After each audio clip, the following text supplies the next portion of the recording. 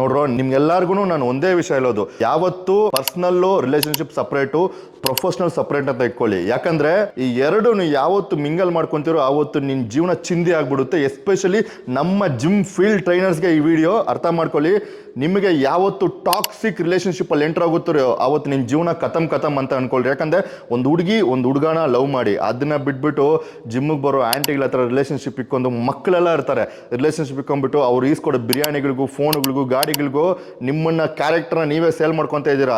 ಇವತ್ತಿಲ್ಲ ನಾಳೆ ಅದು 200% ನಿನ್ನ ಜೀವ ತೆಗೆದುತ್ತೆ. ಅವ್ರ ಗಂಡನಿಗೆ ಅವ್ರ ರಿಲೇಷನ್ಗೆ ಅಣ್ಣ ತಮ್ಮನಿಗೆ ಯಾರಿಗೋ ಒಬ್ಬನ ಗೊತ್ತಾಗಿ ಬಂದು ಕತ್ಕೊಯ್ದಾಗ್ತಾರೋ ಈ ಪ್ರಪಂಚದಲ್ಲಿ ಆಗ್ತಾರೋ ಅರ್ಧಕ್ಕರ್ಧ ಕ್ರೈಮ್ಸು ರಿಲೇಶನ್ಶಿಪ್ ಇಂದಾನೆ. ಹುಡುಗರು ಈ ಜನರೇಷನ್ ಅಲ್ಲಿ ಖುಷಿಯಾಗಿರುತ್ತೆ, ಎಲ್ಲ ಸಿಗುತ್ತೆ ಅನ್ಕೊಂಡಿರ್ತೀರಾ.